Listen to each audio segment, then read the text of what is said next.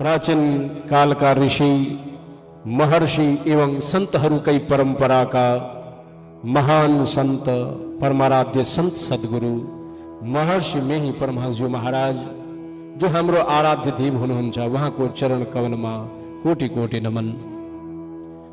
अखिल नेपाल संतमत सत्संग को 13औं वार्षिक ज्ञान एवं ध्यान महायज्ञमा प्रमुख रूपमा विदेश भारतबाट सिद्धपीठ कुप्पाघाटबाट पाल्नु भएका हाम्रा प्रमुख अतिथि पूज्यपाद स्वामी प्रमोदानंदजी महाराज, हाम्रा स्वामी परम पूज्य स्वामी निर्मलानंद जी महाराज र संत मत को महान विद्वान प्रवक्ता स्वामी सत्यप्रकाश जी महाराज र मेरो निकटमा विराजमान हुनुहुन्छ स्वामी परमानंद जी महाराज, स्वामी जय कुमार जी महाराज एवं मुद मंगलमय समस्त संत महात्मा गणहरूको चरणमा मेरो कोटि कोटि नमन। र साथै यस धर्म सभामा उपस्थित धर्म प्रेमी सज्जन वृन्द, आमा बुवा, दाजु भाइ तथा दिदी बहिनीहरूको पनि चरण कमलमा दास कोटि कोटि नमन गर्दछ। प्रेमले भन्नुहोस् सद्गुरु भगवानको, श्री सद्गुरु महाराजको, श्री सद्गुरु महाराजको। अखिल नेपाल संतमत सत्संगको दोस्रो दिनको प्रथम पालीको सत्संग प्रातःकाल सन्तवाणी भजन कीर्तन स्तुति प्रार्थना तत्पश्चात सन्तमतको महान ग्रन्थ सत्संग योगबाट हामीले पाठ श्रवण गर्यौं। अब प्रवचनको क्रम जारी भएको छ, जसमा शुभारम्भ गुरु महाराजको कृपाले मेरै मुखारबिन्दबाट भइरहेको छ। यो मेरो सौभाग्य पनि हो र हजुरहरू जस्तो ज्ञानी सभामा केही सम्बोधन गर्न पाएकोमा म आफूलाई धन्यवाद आफैमा दिन चाहन्छु र गुरुको कृपा सम्झन चाहन्छु। प्रेमले भन्नुहोस् सद्गुरु महाराजको। अहिले पाठमा मैले विशेष श्रवण गर्न पाइनँ, तर अन्तिममा मैले ईश्वर विषयक पाठ भएको छ जस्तो लाग्यो। र सन्तमतको मूल विषय नै हो ईश्वरको भक्ति। सन्तमतको मात्रै नभएर संसारका जति पनि प्राणी छन्, यदि त्यो कल्याण चाहन्छन् भने तो एक ईश्वरकै भक्ति गरेर उसको कल्याण सम्भव छ। अर्को कुनै उपाय नै संसारमा छैन। यो सन्तमतको मूल ज्ञान हो। जसरी कागजको नाव बनाएर कोही समुद्र पार हुन सक्दैनन्। कागजको नाव बनाएर जो केटाकेटी अवस्थामा हामी खेल्थ्यौं नि, कागजको नाव बनाउँथ्यौं, तो यो कागजको नाव बनाएर समुद्र पार तर्न सक्दैनन्। त्यसरी नै ईश्वरको भक्ति छोडेर अन्य कुनै साधन अपनाएर यो प्राणी भवसागर तर्न सक्दैनन्। उसको आत्मकल्याण सम्भव छैन। एक मात्र हो ईश्वरको भक्ति, किनभने ईश्वर अजर हो, अमर हो, शाश्वत हो, नित्य हो। उनकै शरणमा गएपछि मात्र यो जीव पनि अजर अमर शाश्वत नित्य मुक्त हुन्छ। अरु कसैको शरणमा गएर हुनै सक्दैन। भगवान श्री कृष्णले गीतामा भन्नुभयो, आ ब्रह्माण भुवनान लोका पुनरावर्तिनु अर्जुन। हे अर्जुन, समस्त देवी देवता, यहाँसम्म ब्रह्मा आदि समस्त देवी देवता, समस्त लोक लोकान्तरका अधिपतिहरू पनि जन्म मृत्युको चक्रमा परेको छ। अब सृष्टिकर्ता ब्रह्मा नै जन्म मृत्युको चक्रमा परेको छ भने अब उनको शरणमा हामी गएर हामी कसरी मृत्युको मुखबाट छुट्न सक्छौं? यो विचारणीय प्रश्न हो। जो स्वयं जन्म मृत्युको चक्रमा परेको छ, देवी देवता ब्रह्मा समेत, तो उसको शरणमा गएर कसैको मुक्ति सम्भव छँदै छैन। हो, उनीहरूको शरणमा गएर के हुन्छ त? धन, विद्या, यश, प्रतिष्ठा, कीर्ति, लक्ष्मी, यो सबको प्राप्ति हुन सक्छ। तर जीवमाथि जुन सबभन्दा ठूलो समस्या के हो? गुरु महाराजले भन्नुभयो, आवागमन सम दुख दूजा, है नहीं जग में कोई इसके निवारण के लिए प्रभु भक्ति करनी चाहिए। यदि मुक्ति कल्याण चाहनुहुन्छ भने देवी देवता कसैको शरणमा गएर यो सम्भव छैन। एक ईश्वरको भक्ति अनिवार्य छ। यही सन्त मतको मूल उपदेश हो। तर विडम्बना छ, कल्याण एक ईश्वरको भक्तिमा छ, तर 99% व्यक्तिको मन ईश्वरमा लाग्दैन। 99% व्यक्तिको मन ईश्वरमा लाग्दैन।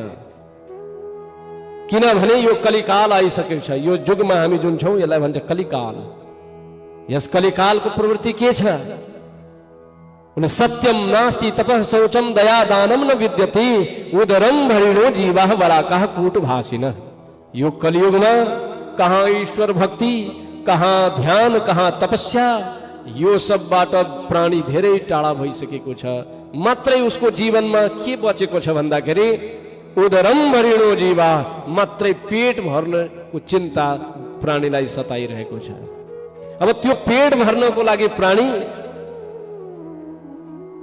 के कर्म गर्छन् त झुठो बोल्छन्, चोरी गर्छन्, भ्रष्टाचार गर्छन्। प्रधानमन्त्रीको कुर्सीमा बसाइदिनुस्, नेपालको यही स्थिति छ अहिले। प्रधानमन्त्रीको कुर्सीमा बसाइदिनुस्, तैपनि उसको भुँडी भरिरहेको छैन, हैन? तैपनि भ्रष्टाचारमा लागेको छ। अब साधारण पब्लिकको के स्थिति हुन्छ जब ठुलठुला नेताहरूको यस्तो स्थिति छ? त के कारणले यस्तो भयो? ईश्वर ज्ञान, अध्यात्म ज्ञानको अभावमा जति ठुलै बन्नुस् तर मात्रै पेट भर्नेको क्रिया तपाईबाट हुन्छ। चाहे प्रधानमन्त्रीको कुर्सीमा बस्नुस् कि कुनै संघ संस्थामा रहनुस्, त्यहाँ पनि भ्रष्टाचार, पेट भर्ने चिन्ता। उदरम भरिणो जीवा वराकाः कूटभाषिनः। झुट बोलेर होस् कि बेइमानी गरेर होस् कि भ्रष्टाचार गरेर होस्, मात्रै पेट भर्ने चिन्ता यो कलियुगी प्राणीहरूको भइसकेको छ। यो अवस्थामा ईश्वर भक्ति, ध्यान र तपस्या आहा बहुत ठुलो कुरा भइसकेको छ। जुन निम्न स्तरका व्यक्तिहरू छन् उसको के स्थिति छ त प्रसंग सुनाएर म विराम दिन्छु। ठुलठुलो नेताहरूको, हैन, पदाधिकारीहरू ऊ पनि भ्रष्टाचारमा लिप्त छन्, पेट भर्ने चिन्ता छ। तर सानो जुन सर्वसाधारण पब्लिक छ उसलाई पनि बेचारा, उसलाई त पेटको चिन्ता अनिवार्य छ। कहाँ गएर पेट भर्छन्, कहाँ गएर आफ्नो स्वार्थ पूरा हुन्छन्, त्यसै चिन्तामा लागेका हुन्छन्। एकजना गयो पाहुना, एकजना मेहमानी पाहुना गयो क्या। अब उसको यही बानी, दिनभरि तास जुवा खेल्ने, रक्सी जाँड खाने, न परिवारको चिन्ता, न समाजको चिन्ता, न देशको चिन्ता, न ईश्वर भक्तिको चिन्ता। केवल के चिन्ता त पेट भर्ने चिन्ता। त अब कसरी पेट भर्छ? गाउँमा काम चलेन, घरमा खर्चा थिएन, अब गयो जाउँ आज 2-4-5 दिन मेहमानीमा काम चलाउनु पर्छ। पाहुना गयो कसैको घरमा आफन्तमा पाहुना गयो, त्यहाँ गएपछि 2-4 दिन त खूब मेहमानलाई खूब सेवा हुन्छ। पाहुना आएपछि फर्स्ट दिन, 2 दिन, 3 दिन, 4 दिन त बहुत राम्रो भोजन पानी खूब व्यवस्था हुन्छ। यो पाहुना फेरि जानेवाला थिएन, यो त पेट भर्नको लागि आएको छ। 5-10 दिन यहाँ बिताउँछु, जसरी भए पनि पेट भर्छु। यो भावनाले 5-6 दिन महाराज ती घरैमा बस्यो, खूब खायो, रमायो। 6-7 दिन पछि घरमा भएका श्रीमान श्रीमती आपसमा कुरा गर्न थाले। यो कुन खालको पाहुना आइसकेको छ? घर जानको लागि कुनै यो छैन, यसको योजनै छैन, एकदम खाएकै खाएछ, बसेकै बसेछ, घर जाने नाम पनि लिइरहेको छैन। अब श्रीमानले भन्छ श्रीमतीलाई, तिमी झन राम्रो बनाएर खुवाउ न, तिम्रै खातिर यस्तो पाहुनाको मन बिग्रेको छ, झन भेराइटी बनाएर तिमी खुवाउँछौ, झन यो घर जाने नाम लिइरहेको छैन। अनि श्रीमतीले भन्छ म के गरौँ, कसरी भगाउँ, पाहुनालाई कसरी भन्नु कि घर जानुहोस् भनेर? दुईटामा झगडा हुन थाल्यो। अब पाहुनालाई कसरी भगाउनु, दुईटामा योजना बनाउन थाल्यो। त्यो पाहुना पनि यस्तो कि 10 दिन बसेर अब यहाँ खानै पर्छ मलाई, किनभने त्यसलाई न आफ्नो चिन्ता छ, न परिवारको चिन्ता छ, केवल पेट भर्ने चिन्ता छ। नास्तिक प्रवृत्तिका व्यक्ति। अब ऊ घर जानै मान्दैनन्। अब श्रीमान श्रीमती यहाँ दुईटै योजना बनाउँछ, कसरी भगाउने यसलाई। श्रीमानले भने कि एउटा यो दिमागमा लगाउँछु। श्रीमतीलाई भन्नुभयो तिमी र म 2 जना मिलेर झगडा गर। झगडा भएपछि आफै पाहुना भाग्छ। अनि बहानाले दुईटै झगडा गर्यो महाराज। श्रीमानले श्रीमतीलाई कुट्यो, दुई चार थप्पड हिर्कायो, श्रीमती रुन थाले। अब झगडा जब सुरु भयो, झगडाको बीचमा श्रीमतीले के गर्यो त भान्सा कोठामा गएर सबै बर्तनहरू फ्यालाफ्याल गर्न थाले महाराज। श्रीमतीले बहानाले के गर्यो त पाहुनालाई भगाउनु छ, यो बहानाले सब झगडा हुँदैछ। श्रीमती रिसमा आएर भान्सा कोठाको सब बर्तन उठाएर यसो फ्यालाफ्याल गरिदियो।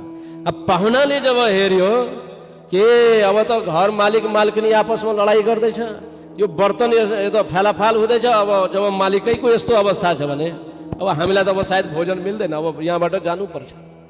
महाराज आफ्नो सामान जे जति थिए त्यो पाहुना त्यो सब सामान लिएर टाउकोमा बेग सेग लिएर अब जान थाल्यो।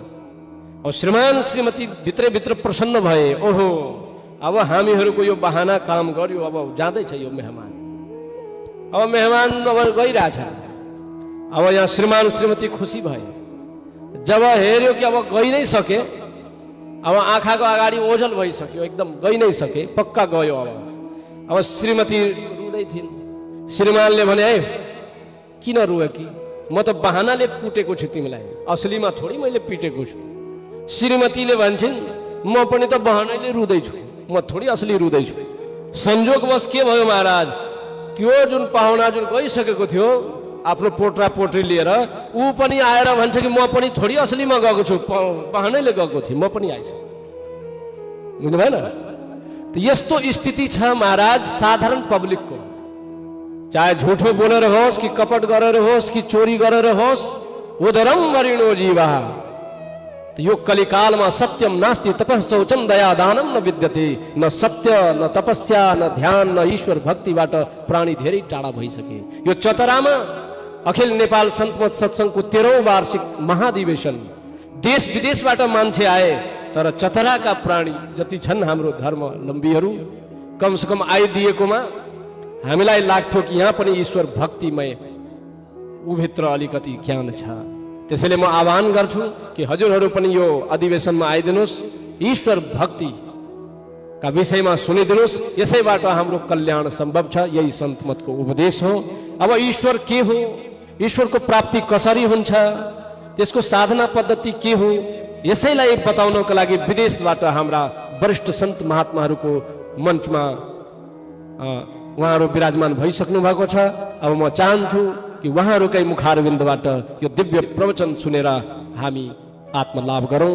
धन्यवाद। प्रेमले भन्नुहोस् सद्गुरु महाराजको जय।